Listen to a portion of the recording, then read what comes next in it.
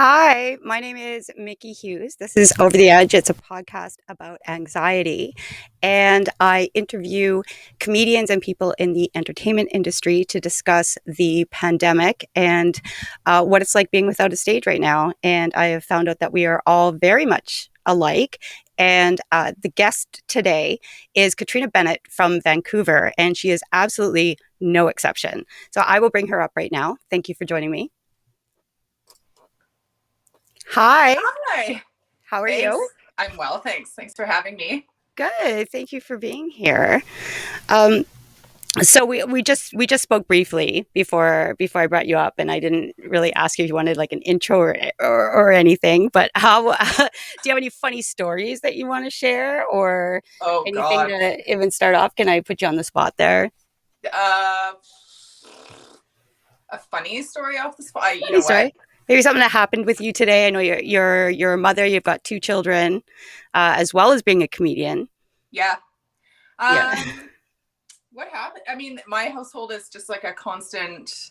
I feel like it's like race, race, race, right? Like I'm working from home, and the kids are out of school, which is like the worst because they are like here and they still want to eat when I'm working, and How old are the um, kids? they're 9 and 10. Oh, okay, so they're just little bits. They're little, but they're like also going on 90. Like they've had a lot of trauma in their first few years. So At least in the last couple, if you've been homeschooling them, are you worrying about their mm, future? How are their grades? we're not homeschooling. We didn't do that. When Corona first hit, their their dad had just passed away in the January, I think. January, and then everything kind of started going like like when was that? Like April it started going sideways, Yeah, and then March, April.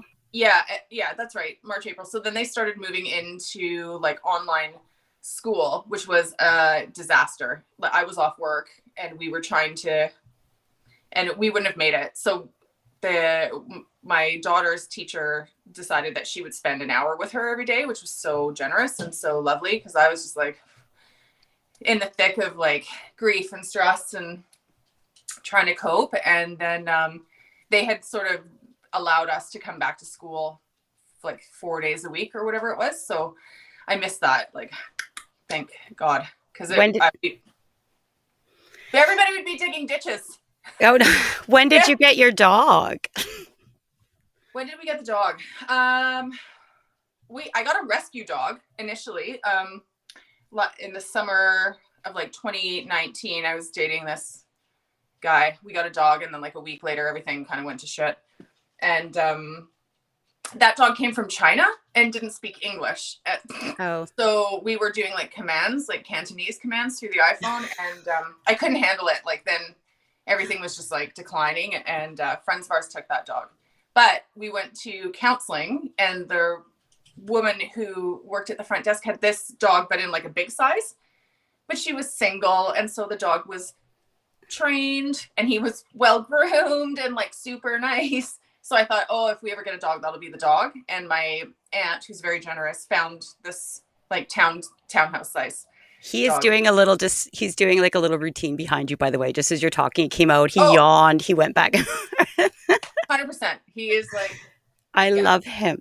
yeah. What's He's a muppet, Yeah. which is good. But it's just like, like the dog is never going to be anyone else's. The dog is my dog. So 2 kids, dog, cat, Hmm. house, like too Lockdown, much. COVID. I So need I need a maid. So I'm actually going to start with you the way it's the last question that I ask anybody, but Okay. I'm going to start with it if you don't Okay. mind. Okay. Oh, So the very last question I ask is, have you ever been to the edge? Because I know personally that you've been through more than the loss of your spouse and going through COVID and having children, and you've been through quite a bit, and you've been very open and vocal about it, which I'm envious of. Like I've just recently started sort of telling my story, realizing that people were being vulnerable here, and your whole story is out there, and it's fucking amazing. Like it's you are a powerhouse, and to have all this. I didn't even know that you were like a mom. and I and the edge is subjective, right? I mean, the term the edge is subjective. I've defined it as, you can go there and it's sort of a decision. With most people, I think it's a decision. It's like, am I going to go back? Like, I've got kids and responsibilities, or am I just going to go over? And a couple of times I've just been like, I'm just going to go and see where this takes me. In your definition of the edge, have you been there and how did you come back? Oh yeah, for sure. Um, I don't know. I mean, like growing up, I did a lot of like self-sabotage and I was like really uncomfortable in my skin. I had a lot of things happen when I was young that, like family stuff, like sexual assault. I'm a Um, sexual abuse survivor, and my sexual abuser died three weeks ago. So I got to see all the Facebook messages about what a great guy he was. oh my God. So, so it's safe. So we've actually been, and we're both women in comedy with the responsibilities and in the public eye. So I just wanted to qualify that for you because I know that's not a passive statement. So thank you Yeah. for sharing that. Thanks. Yeah. Yeah. It's one of those, like, you don't realize how much it messes you up, I think, until you hit, for me, like probably 25, 30, like I started to get it like, hey, like what I think and what is right, true are like this, like nothing is lining up. Like I felt like really unattractive or that my only worth came from like sex or, like I worked in a restaurant where everybody was like busty and beautiful. And I always felt like, bleh, like I drank my face off and couldn't go to a bar because I felt like people were like, ugh, what are you doing here? Like just this really weird, like I had a breast reduction because I was like, I look fat and gross. Oh my God. Like all I'm thinking right now is like my boobs are too big for this dress. Oh, That's no, so they're funny. great. Yeah, thank you. They're I great. sorry, and I didn't. Yeah, that's great. Yeah. What's your relationship with your mom and dad, if you don't mind me asking? So when we were in Thunder Bay, I had a stepdad who was like my dad, well, who I thought.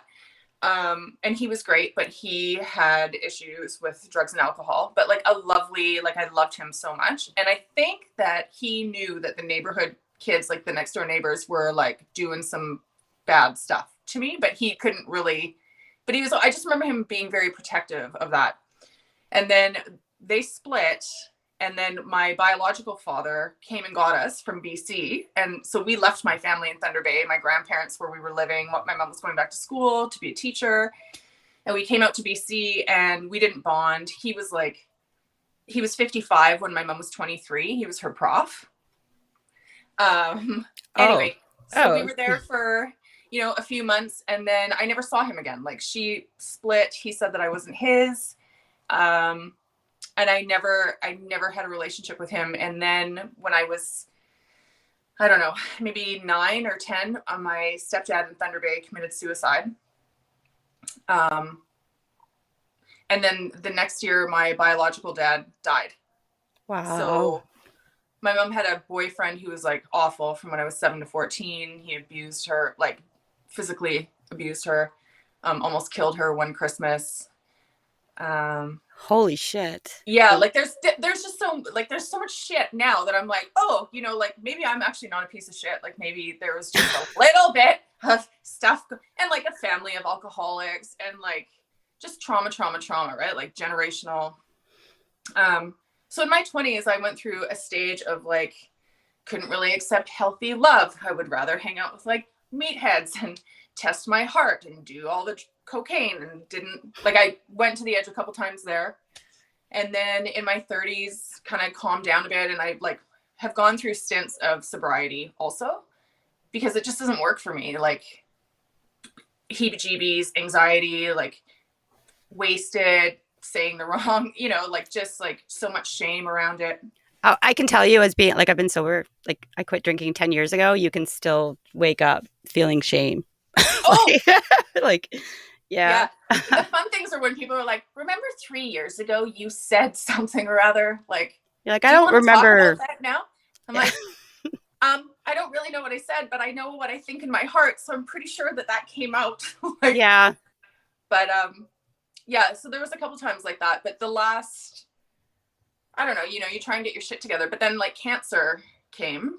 Um, and that was like a totally different experience. So you fight so hard to live and everything kind of like switches and you feel, How old were you? Did you have kids then, or? yeah. So we were, my husband and I, well, he's my ex-husband. Before he passed, we'd already split, but my girlfriend had breast cancer the year before. My son was just like, I don't know, 20 months old. And then our daughter, Parker, was 5 months old. And the three of us, my girlfriend, Ashlyn, Mark, and I were all obviously there in the delivery room when Parker was born. And then 5 months later, Ashlyn's cancer came back, breast cancer, terminal prognosis, like very scary. And I don't think she realized that was, if she had a relapse, that was going to be it. Um, and then Mark was being tested for colon cancer, and I had a weird chest pain. And a girlfriend of mine had been misdiagnosed with these, like an embolism, like 3 times. She could have died because she had these like blood clots in her lungs. So, because we knew about that, my husband Mark was like, "You need to go to the doctor and get tested." And I was like, I'm not about this life. Like, I don't have time for that. I got like a 2-year-old and or like an 18-month-old and a I don't five have month time for old. cancer. I don't know. No, I didn't even think it was cancer. I thought like I pulled a muscle or something, right? Like you're just like, oh, your body's so like messed up after. And anyway, so within like 2 weeks, like bang, bang, bang, we were all diagnosed and like starting our own. She was again back in the hospital. And then he and I went to separate hospitals. He had colon cancer. They were going to cut it out. It seemed like he was going to have a good prognosis. And then for me, they were like, high five. Like, this is the kind of cancer that like non-Hodgkin's lymphoma, 6 rounds. So you're good. Like, we were on the news. I was like, I feel so fortunate to have this type of cancer. Like an idiot, like just Shit. overly confident. And it was awful. Like the relationship was strained before that. And then we just had very different, whatever, ideas of how we were going to go through it. There wasn't any space to support the other person. We had to, ship our kids off. And then at one point I had 3 months to live. It wasn't Oh my working. God. You were Yeah. yeah. Yeah. And so When was that? I was 30, 32. So I was 2012 when everything went down. And so I went through like the 3, like if it's 3 months, when is it from? Like today? No, it's actually from your last treatment. Okay. So 3 to 6 months, my best case 6 months would have put me at June.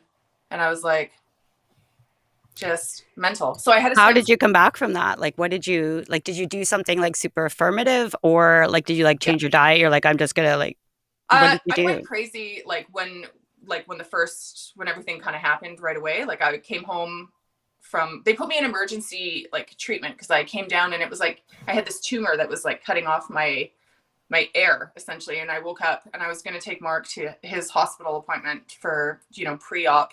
And I came downstairs and my neck was just like, I looked like a WWE wrestler and I panicked. They were ready for me at Surrey. And they put me in with like end stage palliative cancer people because it was Oh a God. weekend and they couldn't get me into the normal clinic. So somehow I managed to like talk them into giving me a day pass and I came back and like my roommates were dying. And I was like, this is not where you start your journey. Like, this is not a good place for me to be. Like, couldn't you have put me somewhere? How did Oh you my God. find the medical system? If you had to review it just up to that point, what would you have said? Would you have said it was like a positive experience, or did you have to fight? No, I have a doctor who I thought was being a bit of a hypochondriac, and she sent me to the hospital. And I was like, that is so ridiculous. Like, I'm not going to go sit and emerge right now. And I went, but the doctor there missed, like, they gave me all the tests, but they missed it. So I went away for a couple of weeks and we were out of cell service. And by the time I got back, I was going up to Powell River to see my grandparents. And Mark had called and he was like, there are like 47 messages from your family doctor on the line. And he's like, and she is like panicked. Like, it's like, So I came back and I had biopsies right away. And yeah, like they were on it. So you thought your doctor was being weird about it? yeah, I was just like, oh, like I was like, oh, this is, but I think because she also was treating my girlfriend and then what was happening with Mark, like she was like, I just don't like what's happening with you. I would rather just send you in. Like, I don't want you to wait for any testing because like weird things are going down. And I was like, but like, we don't think that. And she was like, no, I don't think so. I think it's probably like maybe like a fatty, these like little fat sacs, like sarcoidosis or something.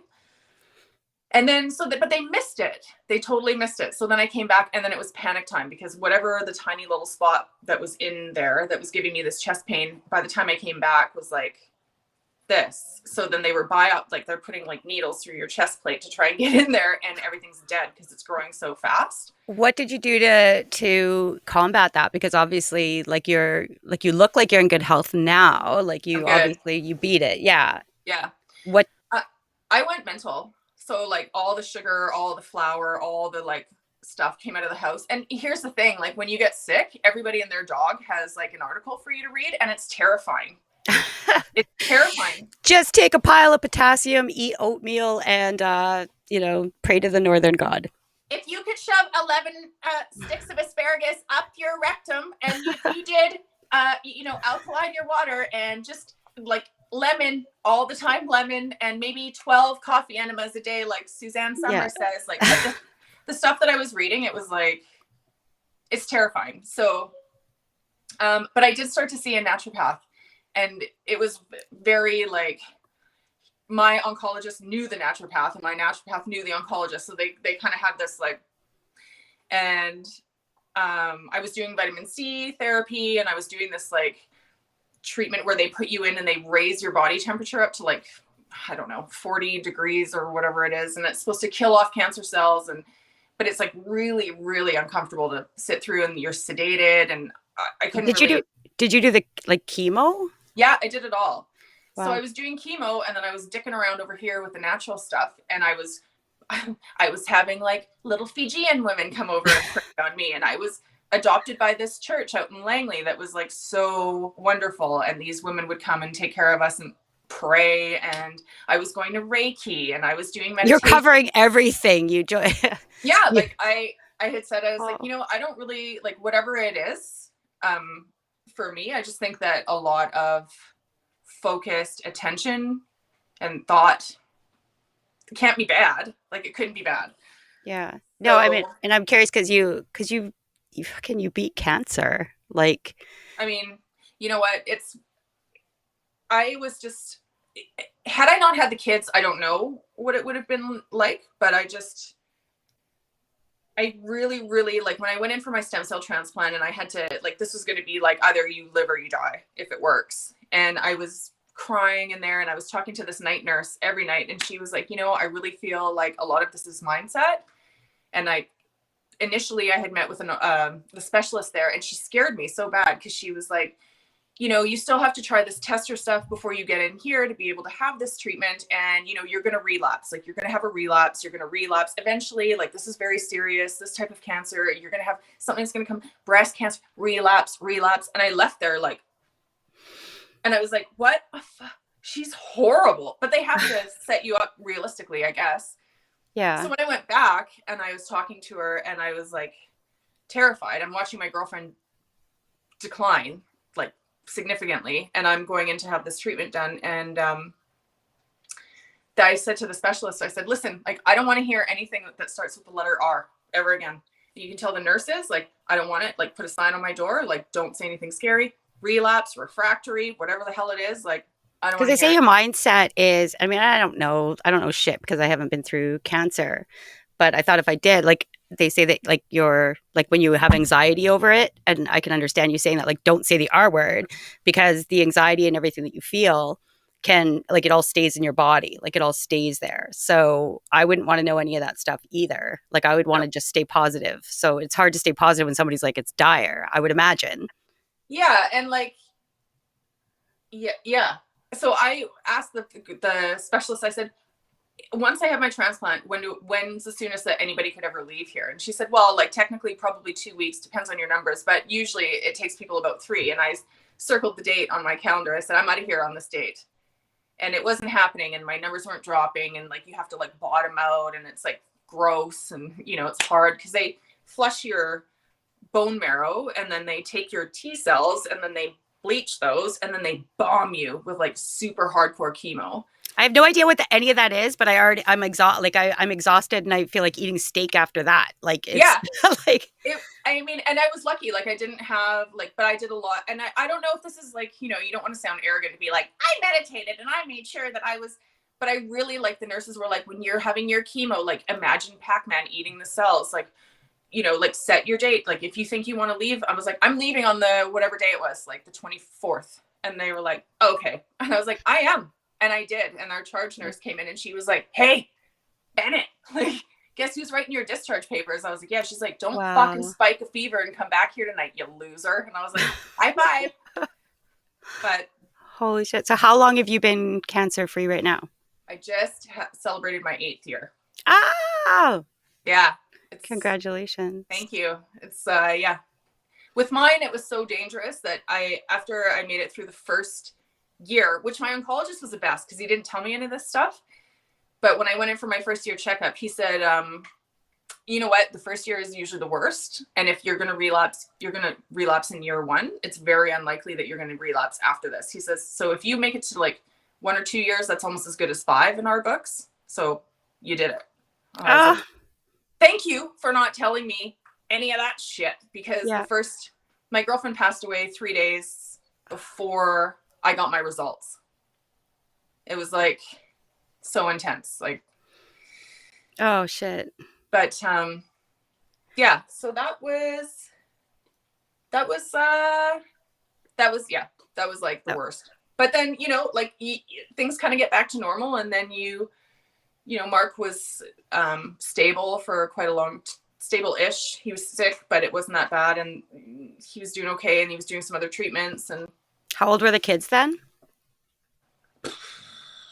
well, he thought that he was okay, and then within that first year, they realized that the colon cancer was actually in his lungs. So they were, I don't know, 3 and 2 or something. Oh. So that's all they knew from, like, it's been so hard for them. And then, yeah, in the last couple of years, like, and then I shacked up with this guy. Like, I was gonna say because then that was 8 years ago, and then you're cancer free, and then everything's been smooth sailing since then. Oh God, no. Like, you know, again, like back to the like low self-worth. Like, who's gonna want a health risk? Who's gonna want a single mom? Like, who's gonna want these? You know, like for a while there, like the first year or so after, like, and I started doing comedy, I was like, I'm not afraid. Like, my girlfriend and I were talking in hospitals, and, you know, we're both getting our treatments, and she goes, promise me, Kitty, when you get better, like, never if, always when, Yeah. that you'll go back and you'll do stand, because I did it a couple times in my 20s, and she's like, that you'll go back, because there's nothing fucking scarier than this. Like, it doesn't matter anymore. Like, No, go. and you are absolutely hilarious. I'm going to ask you, like, do you go through times, because I do this all the time too, where it's like, yeah, like who's going to want somebody with, I think, like with, you know, an anxiety disorder and post traumatic stress and trauma brain, to the point where somebody, you know, like when somebody, you know, steps up to the plate and is like, oh, I'll do that. I'm just like, you're fucking nuts. Like, I don't want anybody, like, I don't, you know, like, you don't want anybody that's going to be part of a club where you're a member or like whatever. Oh, totally. So nothing would like, you know, throw somebody out of the running than saying, yeah, no, I'll totally take that. Right. Yeah. So Well, then it's like, because then you're like, ew, what's wrong yeah, with you then? Like, you must be a loser. exactly. Or not just a loser, but sometimes I just think like, you just don't know. Like, you don't know. Like, that's adorable, but no. Yeah. Like you don't know. Yeah. You know, in the last, like, when Mark was really declining and we knew that he wasn't going to have much time left. This is hindsight, by the way, because at the time I was like, no, I'm just like, I met this guy. Well, I met a guy who was still living with his ex. He didn't tell me until after our first like sleepover. Yeah. He moved in with me right away. Like, he, you know, I financed a truck for him. Like, Oh single shit. mom, like, oh, no problem. I'll put that in my name. And he accepted it just fine, and then all of a sudden you're too much. Yeah. No, I get it. Oh, 100%. And you know what was too much was that I had lost my mind when Mark was talking about perhaps like a medically assisted. Yeah. And we had a big cry on the the porch. He and I, because it was very volatile for a long time. He had a new wife. There was lots of, there was just like, and a lot of hurt and a lot of stuff. And I'm sorry, he knew that he was terminal. Yeah. Oh yeah. Like by then there was not much else that they could do. He was trying to apply for clinical trials, but he was declining. He was like, like having to use like a scooter and like on an oxygen tank and like very thin, like a guy who was like very, strong. But in hindsight, I just wanted to make a unit, like it took me a little bit of counseling to figure this out, but I just thought like, again, like that piece, like I'm not good enough. I'm not resourceful enough. I'm not going to be enough for the kids. Like I can't. Mm-hmm. I need somebody. I need something, which is kind of like what we were all. I need something outside of me to make it better. I was raised with that. Like you're not complete unless you have a partner. And so that's what I did. And so I was like, it made sense to me to like put myself in financial risk, and because I just wanted a thing. And then when it all kind of went sideways and I started to lose it, I had a panic attack. Like I haven't had one in forever, but I had a panic attack. I lost my mind. There was lots of drinking going on in our house at the time. Like he was a big drinker. I was drinking a lot and thinking that I was having fun. Right. Mm-hmm. And then like lots of fights and let's drink till we can't feel feelings. Yeah. Like, I mean, let's, like it's no big deal. I crushed 11 beers on a fucking Tuesday. You know? I'm from Nova Scotia and I'm a fucking framer. So what do you think you're getting into? It's what we do. Yeah. And that's what we did too. Like my family as well. I'm like, it was like no big feat to sit up until 4 a.m. and drink Rusty Nails until you're ready to puke kind of thing. Right. Merry Christmas. Yeah. But it all went sideways. And then we broke up. He left. I was like, we have to sort the truck. This was like this big stress thing. And that never happened.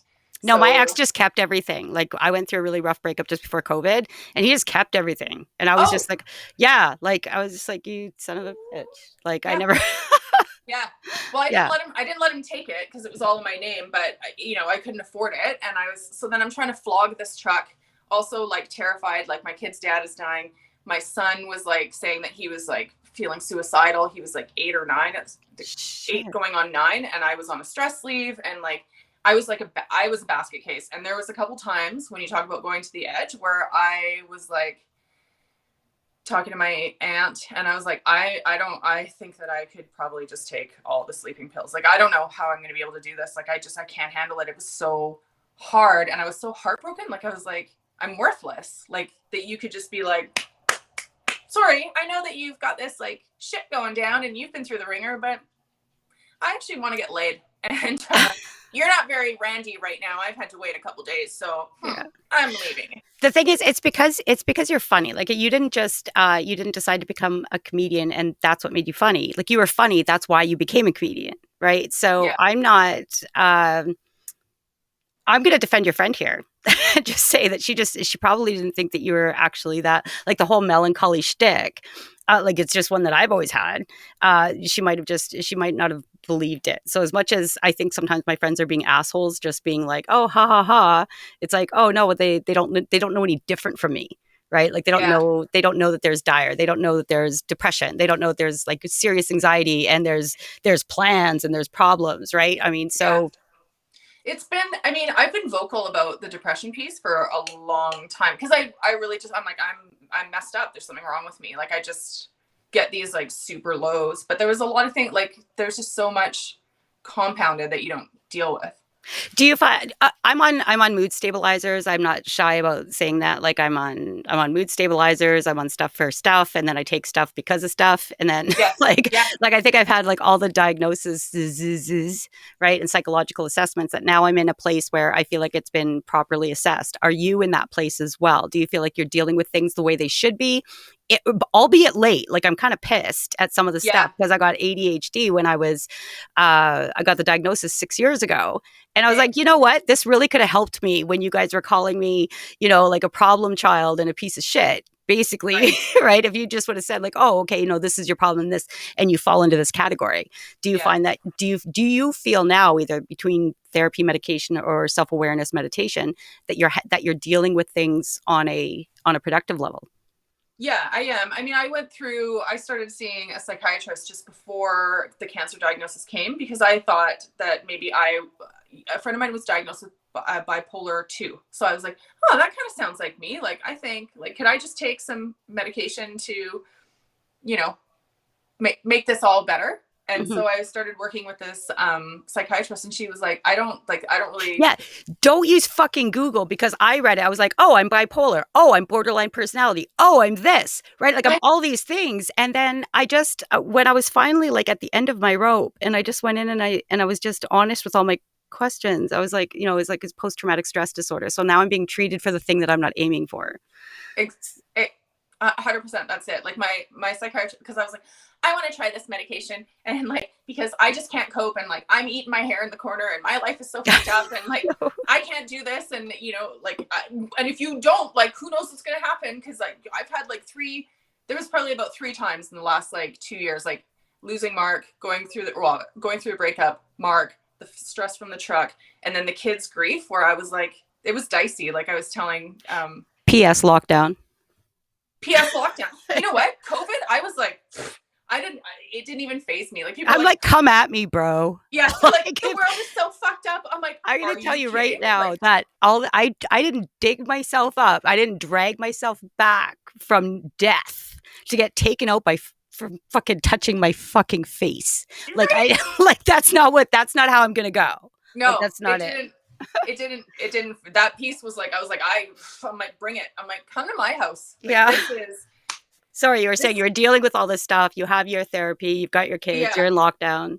Yeah, we're in lockdown. We're doing all the stuff. And, but so I was working with this doc, and I've known her for such a long time now. Right. So, and she's going, I don't know. Like, yeah, you can try the whatever medication. Like, sure. Do you want to? She's like, Do you I want to think, try the medication? yeah, because she's like, if like, she's like, it could fall under a blanket of all these things. She's like, but what I really think is that there is ADHD there. She's like, I think that your brain is quick to react. You're reactive, and that's just how you're wired. So it's not necessarily a bad thing, but you just need to know that about yourself. So you're quick to, she's like, but you're also always thinking, and you're very aware, and you're smart, and like all these things that, you didn't maybe get when you were young. And It's you're more like, important to be fast than right.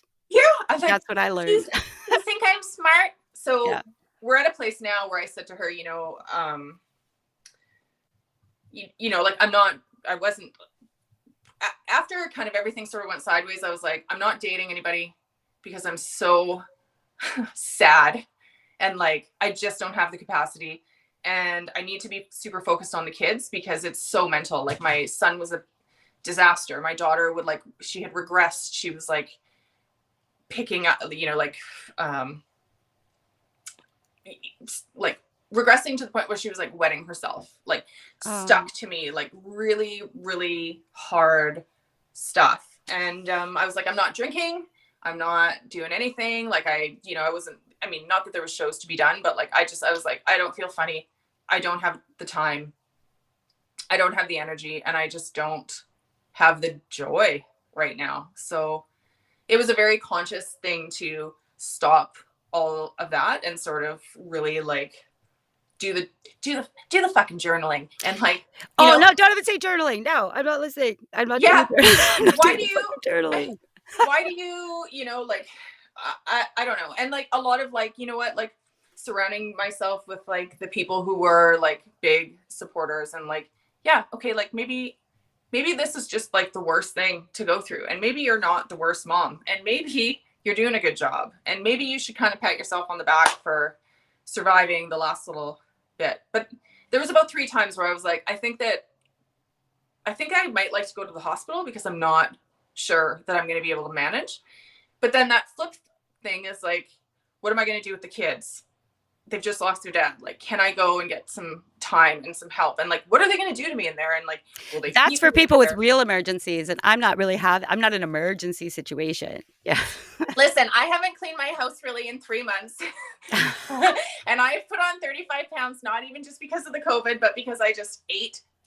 Like, I was Aw. like, well, I'm not drinking. So, Yeah, I you, know. Sugar, mm, synapses, and serotonin. you don't even Yeah. have to leave the house, skip the dishes. Like, do you want to pay $37 for two blizzards? I went Yes, broke. I do. I was like, oh, all the money, any money that I saved, I like fucked up with skip the dishes. So Same. I whatever. kept them in business out here anyway, I feel like. Wow. But I feel like, yeah. So now I'm in a place where I still take like an antidepressant, but you know, I was like, do you think that there will be a point where I could be off of these? Because I did a lot of like self-diagnosis in my, because when you're seeing like a family doctor or you're seeing, then you go to like the clinic Did doctor your and you're like, doctor say no? you're like, yeah, Did your doctor say no? Because the last time I went off of mine, um, like all fucking hell broke loose, and then my doctor said you're on them for life. So I've just sort of resigned to that. Like, do you feel like you're? yeah. Can you sorry, do you want to take No, that's okay. Hi. take my car? Okay. Okay. Take my Yeah, car. take my car. Your Is truck. that a B&E? Because you can take care of that. Like if you Yeah, no, just I gotta take pick my up. car, leave the kids alone. No, Anyway, it would be like, take my kids, take my take my kids. kids, take the car too. No, I've I, got it. So my son is like, he's gone for a sleepover with a friend, and I've got to pick him up at whatever 7:45, but it's like half an hour away. So the new guy is gonna the go new pick him guy up. doesn't even have a name. Dude with my car keys. Yeah, Gary. He's Gary. Gary. Yeah. So He sounds uh, amazing. he's yeah. He said, don't lose him. No, yeah. That's a story for another show because. Okay. But I'm one to talk. I live alone. I don't have a boyfriend. I'm just like, I don't have any kids, right? So I well, like to. we can talk all the time now because we're new BFFs, like I said. Okay, exactly. So I don't, yeah, the funny thing is that I find that I have a lot in common with, well, one, like with women comedians in the industry, especially the ones with drive who sort of come through the pandemic. I've also seen your comedy and you were fucking hilarious. And I'm going to put some links Thank up when you. I put this up so people Thank can you. see your comedy. Um, yeah, no, and I was just excited that you wanted to do this as well. So I found by doing this podcast, especially talking to women, that there's a lot of similarities. And I think Yeah. that I don't know if you'd find comfort in that, that I like there's a lot of us out there that feel like you, that think like you. Now you've just happened to have been through the gamut. Yeah. Like, Well, and that's the piece about getting older too, right? Like, and probably the young girls, like it's different now. Like before, when you're younger, like you feel bad about it being a little bit different, or you just stuff it, or you drink it, or whatever it is. mhm. But now it's like, no, like we're in our 40s and like we've survived this stuff, and Yeah, yeah, like it was fun being an adult child as a child, and it was fine being an adult child as an adult. But now I'm 44 years old. Like, okay, let's figure some of this shit out because I don't want to keep going like this. yeah, exactly. Like I don't want to feel like that's the thing, right? Like I was like all the chemo and all the stuff to then just like shrink back down into this like person who doesn't think that they have enough value or worth or whatever like that. No. And I Yeah. don't, and then you have to be an example for the kids, which is like super hard when you don't have it. Like, yeah, that's the biggest challenge. So what do your days look like? What do they look like now? Like the kids are out of school. We're Yeah. coming out of lockdown. The Uh, kids are out of school. And so it's like, I'm working from home right now because COVID and like cancer, transplant, whatever, they deem you like still a bit of a risk for like a super bad flu. Like my doctor's like, it could probably take you down, like yeah. maybe, so don't risk it. Sorry. So we're working from home, but it's going to be time to go back to the office soon, and I think I'm like kind of ready for it. Oh, really? Do you feel like you'll integrate okay back into society or I think because I feel like I've done 16 tours in Nam, yeah. that I'm ready to go like wheel around with the civilians and like have some. Like we're social. I feel better when I'm around people. I went into the office one shift just to get a computer, and I was like, oh, it's good in here. Like there's real life and people, but yeah, I get up. Yeah, no, that's good. We get Hi. up. Hi. She's cute. Oh my Perfect. God, she's a little you. Hello. Yeah. She's like little mini. She's She's little mini blonde. They're Katrina. both blonde and blue eyes. Are they? Yeah. But Hey, they get that kiddo. from their dad. Yeah. But we get up first, we get up and the kids sleep in a little bit, and then I Hey, are you shout at smart? them to. She's smart like her mom. She's very smart I know she's and shy. very like, what's the word? Tenacious? Tenacious. It means that you don't let up. What does that mean? It means that she's very strong-willed. Good luck raising her, but good for you. Keep that. It's time. Thank you. Yeah, I know, and it's going to be good because she's going to be a leader, I hope, but it's going to be very difficult for me. Oh yeah. My best friend Kelly, she said that she had two kids, and she said that she was like, oh my god, I'm so excited to have kids because I'm gonna teach them to like the same things I like and dislike exactly. And then she said, you know what, it's just facilitating them not dying Yeah, until they can go, because they're their own people, like right from the moment that they're born. yeah, Like they're their own people, and then you just like raise them and make sure that they stay safe, and then they go. yeah, Like yeah. yeah. It's crazy. It's yeah, and they're turning into like, and because I think like they're very like they've grown up too fast, and I feel a lot of like sadness around that. You would Because I feel was responsibility, of course, because really, you were really sick when she, I missed those like little kind of like the awesome 6 months up like baby time with her. And yeah, there's just like to the point where I'm hoarding their like artwork and stuff, but it's not even like saved properly. It's just like all in the garage because I feel like I shouldn't get rid of anything because I missed a lot of it. Oh yeah, because you have everything that I have, it sounds like, but you got mom guilt on top of that. So as long as you're like, Yeah. Oh, and you that's have like, yeah, it's the worst. It's the the worst. same. And, right now, like it's, we just had the first anniversary of their dad passing, in December because he passed on the 20th of December, and we were all in the room when he passed away, and it was like very surreal, and like I think it was good that the kids were there because I didn't. Yeah, I don't know. I mean, I don't know what the right thing was to do, but for me, I wanted the fact that they were there when that happened, I think was some sort of, Like I they don't like know. they like a closure, like they got to say Maybe, goodbye. yeah. Like I just, and we talked about it after, and with Wesley, my son, he was like, I witnessed a death. And I'm like, yeah, you did, and it was really sad, and it was really hard, and I said, but I think that, first of all, not everybody has an opportunity to pass away with everybody that they love in one room. Like it was, Mm-hmm. there was, I don't know, upwards of 15 people or so in there. And you got to hold his hand. And I think that he knew that. So he went while you were all in the room with him. Yeah. We went into hospice just to see him. And like, we didn't know how long he was, maybe 2 days. And then at one point they said, oh, maybe he'll make it past Christmas. And then it was his, my mother-in-law had called and said, if you're coming, you need to come now, like today. Yeah. And within, I don't know, a couple hours of being there, he passed. Really intense, like a lot of, I'm still worried about the kids.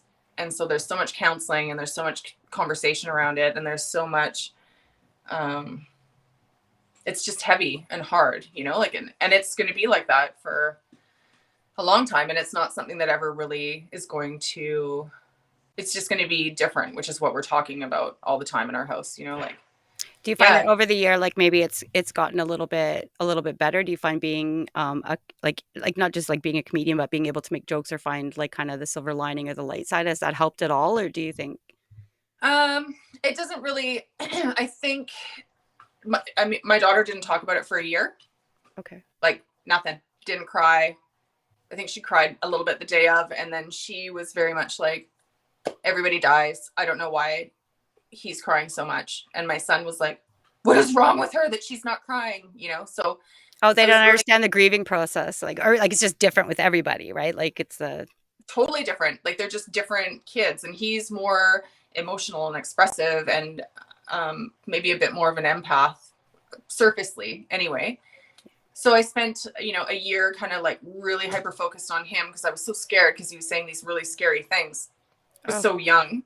And the mental health piece for kids, that's where I think that the system fails. Like in terms of like medical treatment for me, awesome. I think that I, so fortunate, but trying to get some help with that. Like we were bounced around back between the cancer agency and like, no, go to, this medical, whatever, Fraser Health, mental health, but oh no, you don't qualify actually because you're not quite in a super dangerous place, but so maybe you could go back here, or we don't know. And That's what I found with the at least with the Ontario healthcare system, is that if it's an emergency, you can get treated right away, and I'm appreciative of that. But there's nothing for preventative, ongoing, like a maintaining or the preventative actually would be and it. especially for little kids. You need it's a I crisis found, situation. That's it. yeah. And I had said, I was talking to someone and I said, I've been through a ton of counseling and like I've been my own advocate for a lot of different things. And I feel like I'm versed and, well versed and in a place where I was adamant on like trying to get the help for the kids. But I was like, what do you do if you don't even have any sort of experience with this? And then your kids are losing it and you're crumbling and you don't have any support or any like resources or like any fun. Cause then I was just like, well, whatever. We're just going to do the counseling and we're just not looking for any help. We'll just pay. Did you find that you were like the strong, like the pillar of strength, or did you find that you were reaching out to people? Were people reaching out to you even during this time? I have a good support. Like when you're an only child, I think I've hoarded friends. Okay. Like that's what and I'm good at keeping connection, like old friends from like 20 years ago. And like, that's what I have. Like the only friends I have, like I've either had them forever or they've just been in passing. Yeah. And I think that has been good because like people came out of the woodwork and, and I was vocal enough to be like, I'm not doing okay, and like, then your girlfriends will come over for a night or whatever. But how are you doing now? Pillar of strength, I don't know. There's lots of hooting and hollering over here, you know what I mean? And there's more swearing than I'd like to admit. I had friends call me or like, or want me to talk to their daughters or want me to talk to their kids about things that they were going through or saying things that they were saying maybe that had scared them a little bit. And I found that during the pandemic, I was reached out to a lot. And I thought, what a sorry state of affairs when people are looking at me for the advice. Like, can we just get back to normal so I can be the shit show? Because I don't know if I'm good at this job, but you are, right? Like I have said this several times. I'm very appreciative of the fact that everybody is very cognizant right now of mental health and awareness during everything that happened. And there was like the first and the second wave, but this third wave has been like probably the worst. And I found that, more people have wanted to talk and reach out in the meantime, which is why your story is just so captivating, because you've got all of this going into it and now we're coming out of it and like things are just starting to open up. Like, where are you at? I think that, I feel like when people ask now, I'm like, there's light at the end of the tunnel over here. Like there's some joy coming. Like I celebrated my 8-year clear. I'm in a different headspace. We're not crying every day. I'm not crying every day. I'm thinking about getting back on stage. Well, here's the other thing. Everything's closed or a lot of places shut down. So that it's going to be pretty stiff competition to get some time to do that. And I feel like I sort of disappeared for the last, I don't know, at least 18 months. So Tons of people have disappeared though. So, of all the times to kind of lay low, this would be it. And that's the other thing too, right? Like, I feel like, oh, I'm not good enough, or like, oh, I shouldn't be asking for a spot. Like, oh, I'm not doing enough, like, whatever. Mm-hmm. But I think that, I want to get back and do some performing and write some new stuff that's not so heavy and hard, because my stuff was all, I think it's like, it saved me to process it and write it all out, like divorce and like facing death and, single parenting and trying to date and just, and then like, reevaluating who you are and what sort of stuff Do you works come for back you. to Thunder Bay much? Do No, you never, eh? no. Maybe I'll have But to you know, bring you out to Thunder Bay. it's funny because I have a cousin out there who she bumped into a comic and said, "Oh, I don't know if you know her, but this is my cousin." And they said, "Oh, your cousin's Katrina Bennet, like incredible!" And kind of laughed. And then Yeah. she contacted me and said, "Oh, hey, cousin, like I don't know if you remember me, like, but we're friends on." And I said, "Yeah, of course I do. Like, I was just spent some time with your sister a few years ago." But so during the pandemic, she and I like made. So the big joke is that we're life partners now. But she's in Toronto. Yeah. And I was chatting with her mom and I said, I want to come back to Thunder Bay for like a summer at the cottage. And Well, you happen to be talking to a producer that brings comedians from can you usually from fly Toronto. me? Yes, that's usually what I do. That's my thing. So Oh, there aren't a whole pile of comedians here. Like we got like openers or whatever I could feature, but I usually like my pool is really it's Toronto and Winnipeg. Those are my two yeah. pools. That's where I draw from, and I'm going to tell you like anybody. Thunder Bay is a very specific breed, right? So if it's a comedian from Thunder Bay, you guys do better, like Bobby Knuff. You guys do better and bring out more people than than the bigger, like really, than the bigger names. Like I just find Yeah. that there's less of a push for ticket sales and stuff like that. So Yeah. I yeah, haven't been well, back since I was 17. Like we went back wow. for a family reunion. My family's from like Beardmore. They used to own the hotel in Beardmore. And that was like, Yeah, well, my family's in Southern Ontario. I think we had yeah, mentioned that. Like yeah, like I don't have like other than immediate family, like everybody's out that way. yeah, yeah, But but yeah. yeah. Have you heard of Comedian of the North? I should bring you up for that. Comedians of the North? Comedian of the North. It's No. a it's a competition out here, but I bring Yeah. out Oh no, I some saw it on feature. I saw it on Oh, your, okay. Yeah, yeah, like I'm hoping to do that like later this year. If not, it'll be done next year. I just didn't want to do it online. But right. yeah.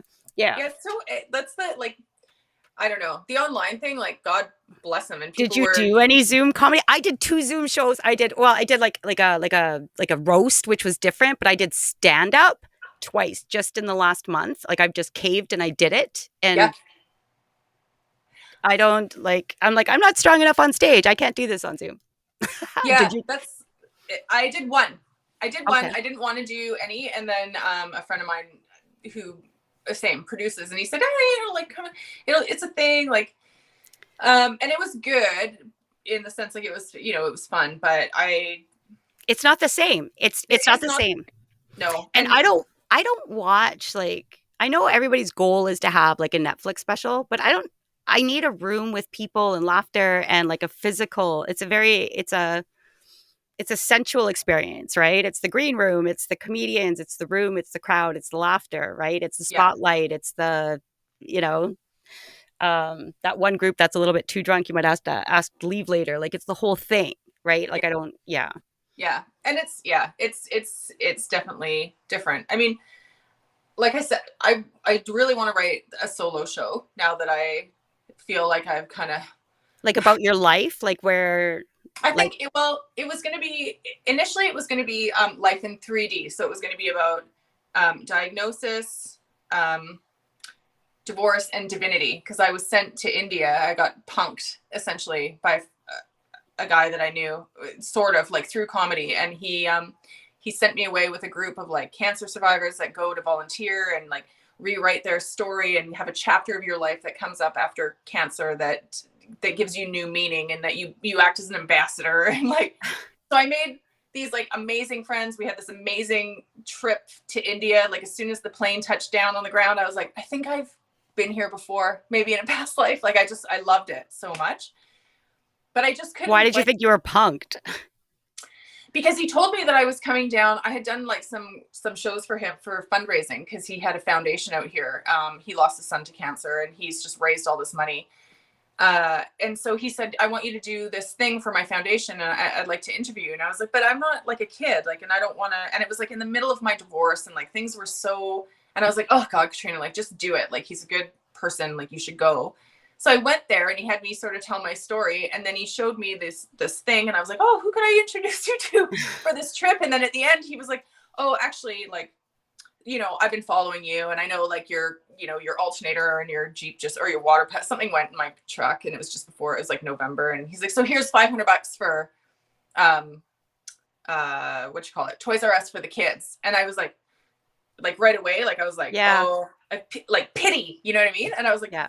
oh, okay, like that was really nice. And then he said, and here's another $500 for the superstore. And then I was like, I started to cry because I mean, it was very It's very but generous. also Yeah. this like, I was like, I'm wearing a Reitman's blouse and I've got pleather pants on, like I'm doing okay. Yeah. I don't want.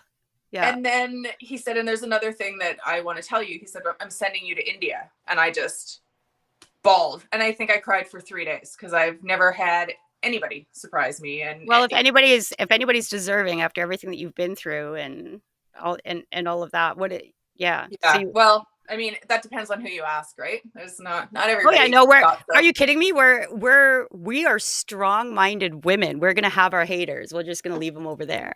Yeah, I mean, divorce is fun, right? So Yeah. lots of fun things happen with that. But Yeah. yes, but now I think it's going to be different. I think that it's more about like coming out of all of this, like letting go of some of the shit, and like, Yeah. like surviving that, and like now what's next? Like I don't, I'm in a healthier spot. I'm like in a new relationship that is very easy and like open, and He just stole your car, we saw. Make Like it a ring for you it. are never gonna see that guy again. Yeah, I know. Like Take it. I liked it. I joked. I said, I'm like, oh, I'm like, normally I buy people trucks, but it looks like you have your own truck. I'm like, I guess I'm like due to upgrade. So maybe if you want to just like look at a boat.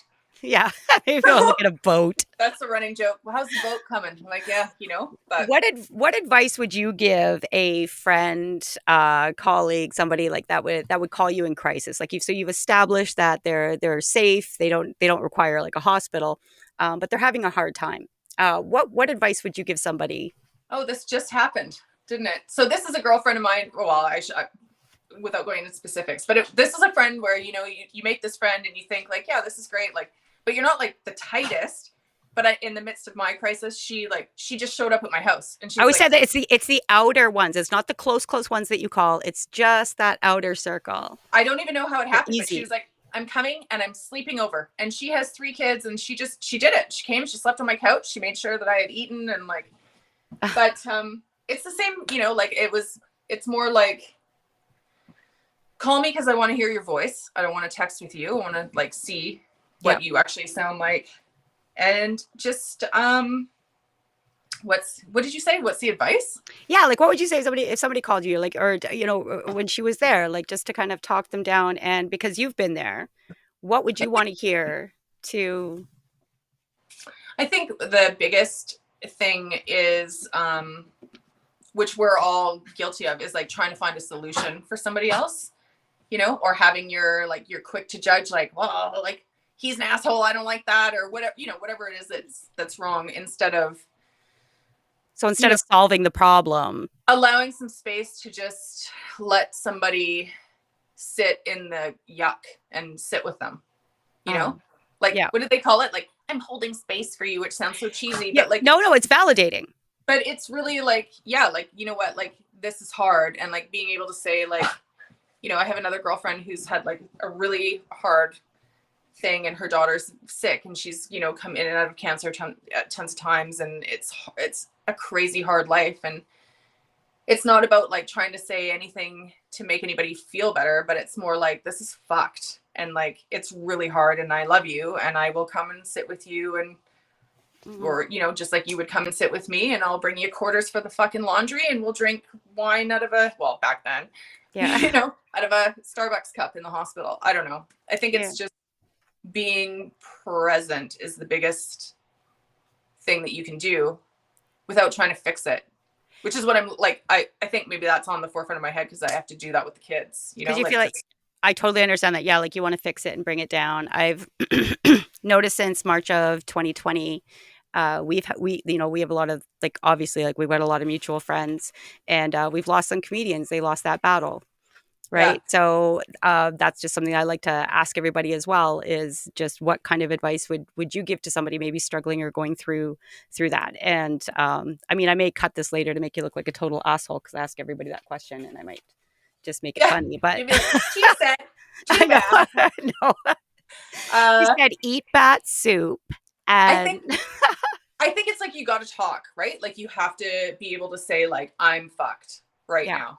And not like I'm fucked and I'm like a piece of shit and this is just me and I'm broken, but like things are really hard and I'm not okay and like I might need a little extra attention or care or checking in or whatever it is. Because yeah, like and especially like comedians, like everybody's got their own. I drop us into comedians, but really what I mean is just sort of kind of alpha personalities, right? We're like dogs. We don't show that we're hurt until because like dogs, right? Like dogs won't show that they're hurt because if they do, because they're pack animals, right? And if they show that they're limping or they're whatever, because they're always looking for food, by the time you show that you're weak, you become the food, right? Right. Yeah. So by the time somebody that's with an alpha personality would say, like I'm hurting right now, I need some help, then it's probably kind of dire at that point. It's and like more Yeah. so for men, right? Yes. Because it's so, but it's changing. Like I mean, I think you see it more with like performers, the male performers who can say like things aren't okay, or like I had this like horrible thing happen, and like there's more like it seems to be that they're No, a little more. I pay very close attention to that now. Like especially like I want to say like especially when men do it. Like if somebody does like a cry for help, sort of like on social media through Instagram or Facebook or something. Like before, I used to think like whatever, and then somebody had reached out and they'd passed away. So now every time somebody does like that call out, I think it's just they're just that's their thing, Yeah. right? That's how they know how to do it. So I try to accept it. Well, And and I think it's it's like somebody say like, "Oh, that's a cry for attention." I'll be like, "Well, then give them attention. Like, then exactly. pay attention." You need the connection, and like they don't have, if you don't have the same resources or you don't have the same pals or support group or people who like Mhm. I don't know. Yeah. Well, I mean, just It's from somebody like you that's been there as well, right? yeah, Yeah. eating the hair, trying to figure out how to go to the hospital but not get trapped in there. Yeah, like I'm just proud right now that like my fingers like there's no like I haven't bitten anything down to the point where they're bleeding. So I think it's been a good week, you know. Yeah. Yeah. We're all just coping and getting by. I wanted to thank you so much for being here. Oh God, thanks for having me. And that you gave a whole pile of yourself, and I appreciate that. It was a lot. No, I love your confidence in the way that you're able to present your story in such a way that you own it, but clearly, um, uh, and not destroy you, right? Like it was until I could tell my story without breaking into tears that I didn't realize that I'd handled it Right.